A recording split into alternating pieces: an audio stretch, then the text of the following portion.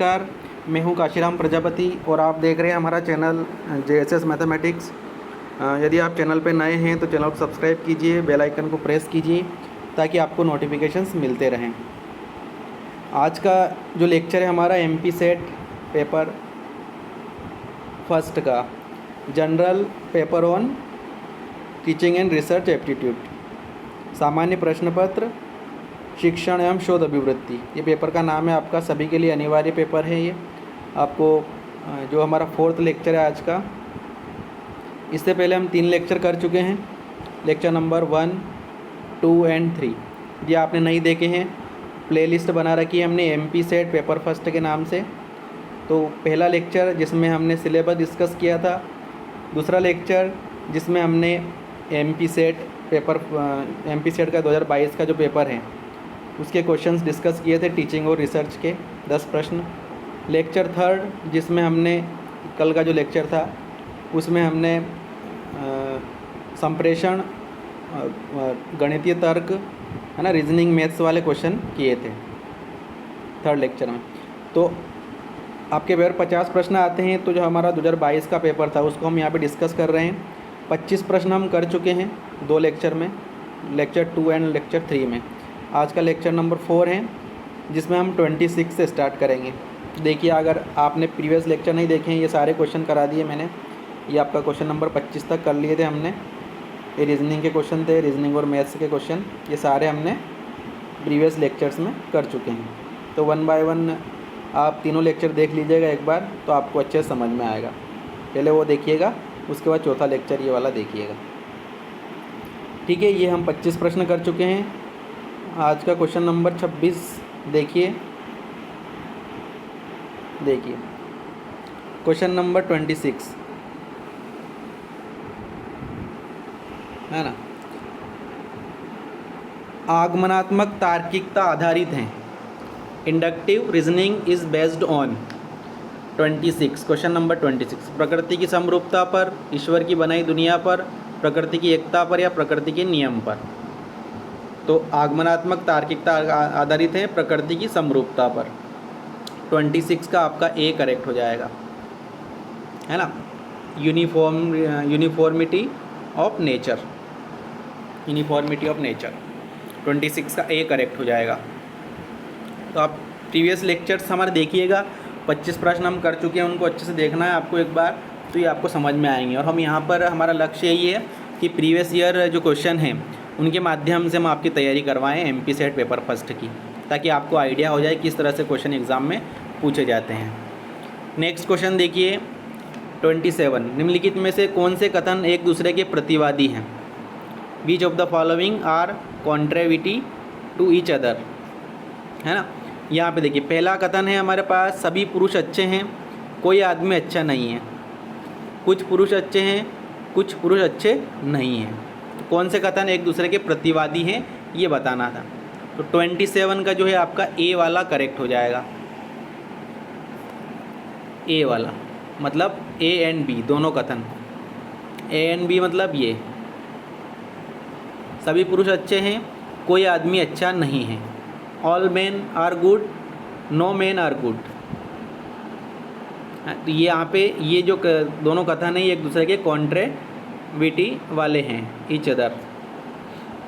तो 27 का आपका A यहाँ पर करेक्ट हो जाएगा। A एंड B जो दो यहाँ पे स्टेटमेंट है, दोनों क्या है, एक दूसरे के प्रतिवादी हैं। 27 का A करेक्ट हो जाएगा। नेक्स्ट क्वेश्चन है आपका क्वेश्चन नंबर 28।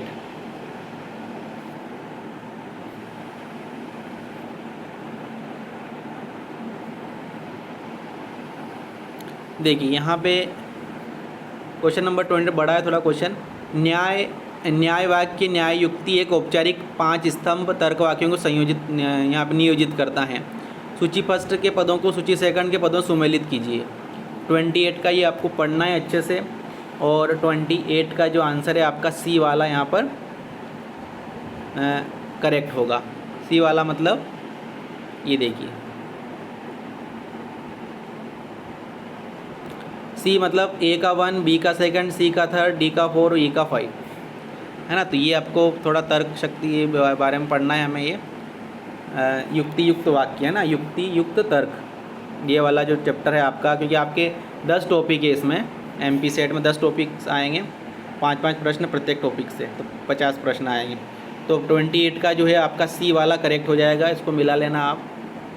28 का C, A का 1, B का 2, C का 3, D का 4, E का 5, मतलब सभी वही रहेंगे ना। A का 1, B का 2 मतलब ये वाला, पहाड़ पर आग लगी है, प्रतिज्ञा क्योंकि पहाड़ पर धुआं है, हेतु, ऐसे करके ये सामने दे रखे हैं, सुमेलित करने की ज़रूरत ही नहीं है। A का 1, B का 2, C का 3, D का 4 और E का 5, तो C वाला ऑप्शन यहाँ पे सही हो जाएगा, 28 का C। नेक्स्ट क्वेश्चन है आपका 29, निम्नलिखित में से कौन सा हेत्वाभास का एक अनियमित मध्य पद का भ्रम है ना। In which of the following types of hetvabhasa is the fallacy of an irregular middle term, कौन सा है इसमें बताना था। 29 का जो है सव्यभिचार, जो है सव्यभिचार, ये यहाँ पे अनियमित मध्य पद का भ्रम है, 29 का A। नेक्स्ट क्वेश्चन है आपका क्वेश्चन नंबर 30। देखिए, ये तर्क शक्ति संबंधित आपके युक्ति युक्त तर्क वाक्य। सभी पक्षी अंडे देते हैं, कौवे पक्षी हैं, कौवे अंडे देते हैं। तो ये तीनों कथनों को पढ़ने के बाद उपयुक्त कथनों में से किस प्रकार का तर्क है। सभी पक्षी अंडे देते हैं, कौवे पक्षी हैं, कौवे अंडे देते हैं, कौन सा तर्क है वो बताना था। आगमनात्मक तर्क, निगमनात्मक तर्क, A and B दोनों, या उपयुक्त में से कोई नहीं। All birds lay eggs, crows are birds, crows lay eggs. तो इस तरह से हमें यहाँ पे सही उत्तर चुनना था। 30 का आपका B यहाँ पर करेक्ट होगा। निगमनात्मक तर्क है, कौन से तर्क हैं इन तीनों में, निगमनात्मक तर्क, डिडक्टिव रीजनिंग। सभी पक्षी अंडे देते हैं, कौवे पक्षी हैं और कौवे अंडे देते हैं, तो निगमनात्मक तर्क हो जाएगा। 30 का B आपका करेक्ट हो जाएगा। नेक्स्ट क्वेश्चन है आपका क्वेश्चन नंबर 31, निम्नलिखित में से कौन सा द्वितीयक समंकों का स्रोत नहीं है। द्वितीयक, विच of the following is not a source of secondary data, ये बताना था। तो इसका जो है आपका 31 का A करेक्ट हो जाएगा। अप्रत्यक्ष मौखिक साक्षात्कार, इनडायरेक्ट ओरल इंटरव्यू, कौन सा द्वितीयक समंकों का स्रोत नहीं है, 31 का A करेक्ट हो जाएगा। ये रीजनिंग संबंधी क्वेश्चन थे आपके, है ना। नेक्स्ट है आपका यदि समंकों का वर्गीकरण 0 से 10 है ना, तर्क संबंधी युक्ति युक्त तर्क, 0 से 10, 10 से 20, 20 से 30 रूप में किया जाता है, तो वर्गीकरण की यह विधि कहलाती है, कौन सी विधि कहलाएगी, अब ये पूछा गया। तो यहाँ पर जो है आपका ये आंकड़ों के व्याख्या वाला टॉपिक भी है आपके, तो 32 का जो है वो आपका B यहाँ पर करेक्ट हो जाएगा। अपवर्जी विधि श्रेणी, 32 का B। एक्सक्लूसिव मेथड सीरीज, ये वाला सही हो जाएगा, 32 का B करेक्ट हो जाएगा। नेक्स्ट क्वेश्चन है आपका क्वेश्चन नंबर 33, निम्नलिखित में से कौन सा द्विविमा चित्र का प्रकार नहीं है, ये बताना था। द्विविमा मतलब 2 डायमेंशनल डायग्राम का प्रकार नहीं है, ये हमें बताना था। 33 का जो है वो आपका D यहाँ पर करेक्ट हो जाएगा। आवृत्ति चित्र, वर्ग, पाई और आयत, ये तीनों हैं, कौन सा नहीं है, आवृत्ति चित्र, हिस्टोग्राम। 33 का आपका D करेक्ट हो जाएगा। नेक्स्ट क्वेश्चन है क्वेश्चन नंबर 34, माध्यिका के मान का बिंदु रेखीय निर्धारण जिस बिंदु रेखा की सहायता से किया जाता है वह कहलाता है। The value of median is determined graphically with the help of the graph known as, क्या कहेंगे उसे। तो 34 का जो है वो आपका D, ओजाई वक्र या संचय आवृत्ति वक्र कहेंगे, संचयी आवृत्ति वक्र। 34 का D करेक्ट हो जाएगा।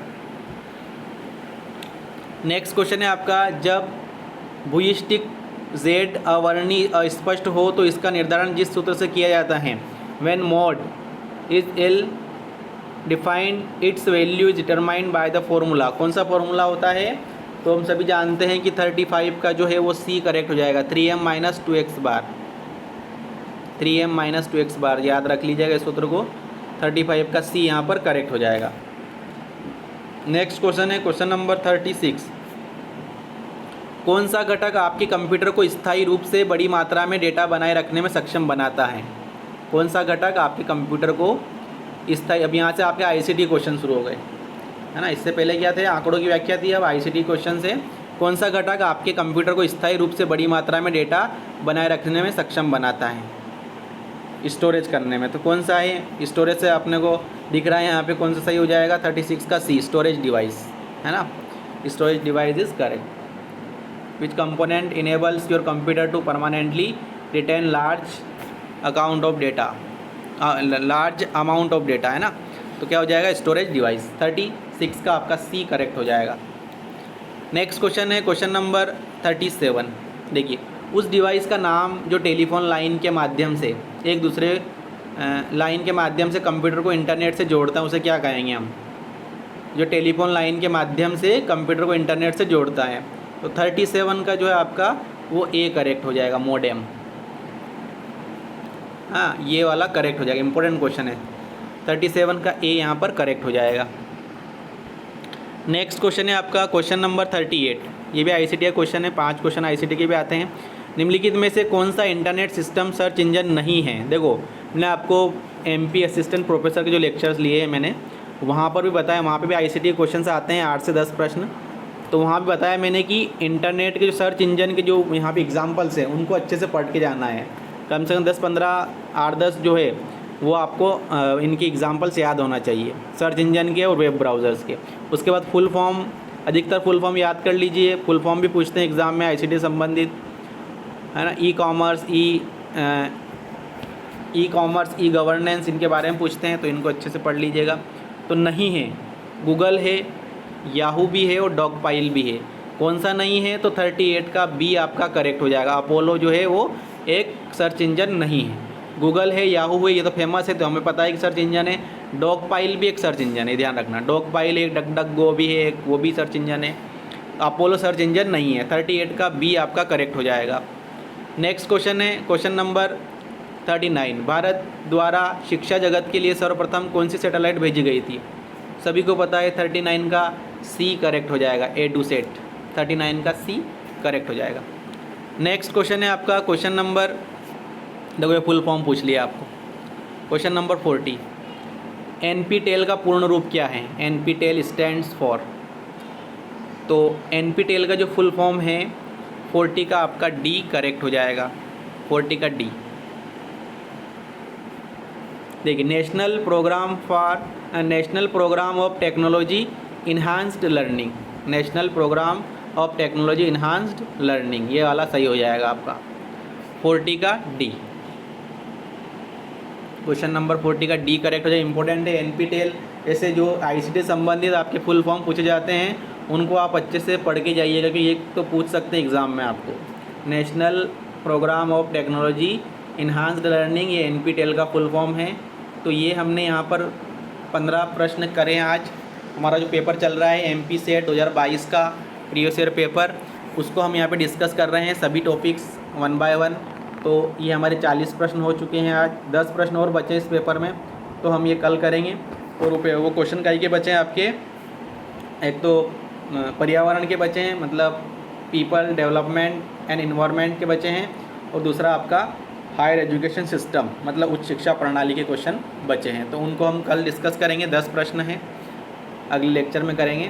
तो सभी को बहुत बहुत धन्यवाद, मिलते हैं नेक्स्ट लेक्चर में, ठीक है।